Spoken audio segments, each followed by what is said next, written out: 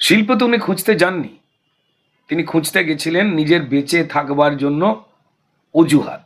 শিল্প এবং মমতা বন্দ্যোপাধ্যায় খুব দূরের শব্দ। হ্যাঁ, চুরিটাকে যদি শিল্প ধরেই নেওয়া যায়, মমতা বন্দ্যোপাধ্যায় এবং তার দল যে জায়গায় নিয়ে গেছেন, তাহলে বলা যায় একমাত্র চুরি শিল্পের এই রাজ্যে বাড়বাড়ন্ত হয়েছে। তিনি একদম বামেদের রাস্তাতে হেঁটে, বামেদের চলছে না, চলবে না এই সমস্ত বলে ধর্মঘট বলতে বলতে কলকারখানার ঘর তারা উল্টে দিয়েছিল। শ্রমিক এমন ভালো স্বার্থ তারা চেয়েছিল বলে বুজরুকি দিয়েছিল, আর সেই রাস্তাতেই মমতা বন্দ্যোপাধ্যায় চলেছেন।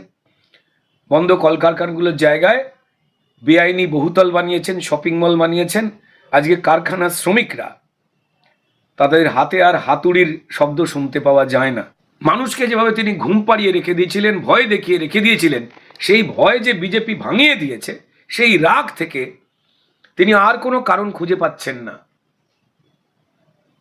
কার বউ, তার পদবি কি, সেই সমস্ত নিয়ে কথাবার্তা বলছেন এবং মুখ্যমন্ত্রীর চেয়ারে বসে এত প্রবীণ একজন রাজনৈতিক ব্যক্তিত্বের এহানো কথা প্রমাণ করে তৃণমূলের বিদায় নিশ্চিত তিনি বুঝতে পেরে গেছেন।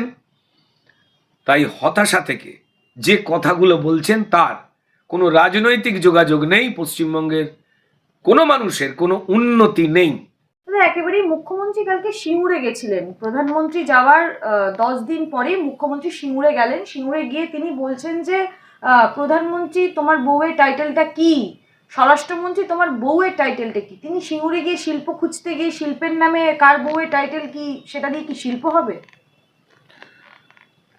দেখুন, খুব দুর্ভাগ্যজনক উক্তি মুখ্যমন্ত্রীর চেয়ারে বসা একজন মানুষের সিঙ্গুরের তার রাজনৈতিক সভা থেকে। সিঙ্গুরকে শিল্প শূন্য কে করেছেন, কিভাবে করেছেন তা পশ্চিমবঙ্গের মানুষের জানা। শিল্প তো উনি খুঁজতে যাননি, তিনি খুঁজতে গেছিলেন নিজের বেঁচে থাকবার জন্য অজুহাত। শিল্প যদি তিনি খুঁজতেন, শুধু সিঙ্গুর কেন, সারা পশ্চিমবঙ্গ থেকে 30,000-এর উপরে তথ্যগতভাবে কারখানা বন্ধ হয়ে গেছে। প্রায় 36টা বড় শিল্প আমাদের রাজ্য থেকে উঠে অন্য জায়গায় চলে গেছে। 36টা খুব বড় বড় শিল্প। লাস্ট যদি উদাহরণ আমরা বলতে পারি, আমাদের গর্বের, আমাদের ঐতিহ্যশালী যে ব্রিটানিয়া বিস্কুট ছিল, সেই কোম্পানিটাও। কলকারখানা উঠে গেলেই একটা স্টেটের যে উন্নতি, ডেভেলপমেন্ট, গ্রোথ, সেটা নষ্ট হয়ে যায়। মানুষকে পরিযায়ী শ্রমিক হতে বাধ্য হতে হয় এবং তার সঙ্গে সঙ্গে এই শিল্প কলকারখানা থেকেই সব থেকে বেশি ট্যাক্স আসে যে কোনো রাজ্যে, এবং তা দিয়ে স্কুল, কলেজ, রাস্তা, হাসপাতাল তৈরির কাজ এগোতে থাকে। শুধুমাত্র কেন্দ্রীয় অনুদানের ওপরে ভরসা করে বসে থাকলে হয় না, এগুলো লাগে। তিনি একদম বামেদের রাস্তাতে হেঁটে, বামেদের চলছে না, চলবে না এই সমস্ত বলে ধর্মঘট বলতে বলতে কলকারখানার ঘর তারা উল্টে দিয়েছিল।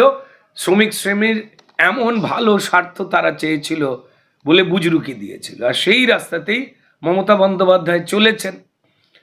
বন্ধ কলকারখানাগুলোর জায়গায় বেআইনি বহুতল বানিয়েছেন, শপিং মল বানিয়েছেন।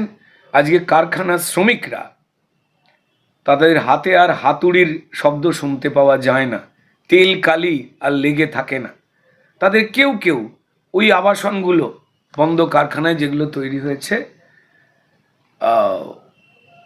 বা যেখানে শপিং মল তৈরি হয়েছে, সেখানে দারোয়ানের কাজ করেন।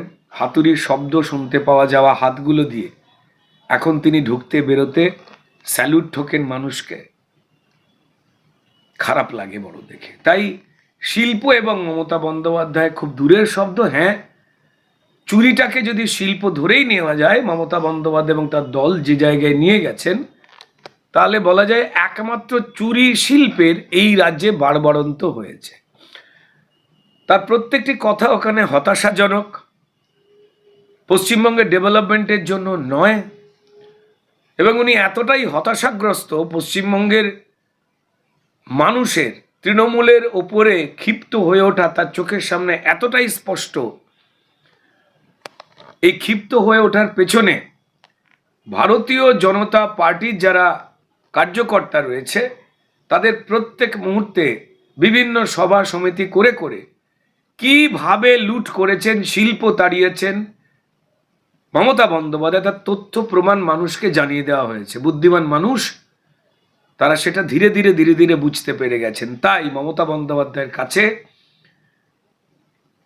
মানুষকে যেভাবে তিনি ঘুম পাড়িয়ে রেখে দিয়েছিলেন, ভয় দেখিয়ে রেখে দিয়েছিলেন, সেই ভয় যে বিজেপি ভাঙিয়ে দিয়েছে, সেই রাগ থেকে তিনি আর কোনো কারণ খুঁজে পাচ্ছেন না।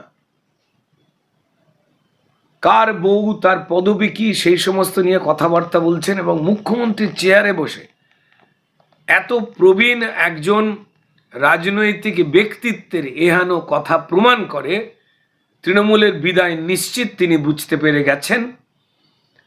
তাই হতাশা থেকে যে কথাগুলো বলছেন তার কোনো রাজনৈতিক যোগাযোগ নেই, পশ্চিমবঙ্গের কোনো মানুষের কোনো উন্নতি নেই। আমি ওনার মানসিক স্থিরতা কামনা করি।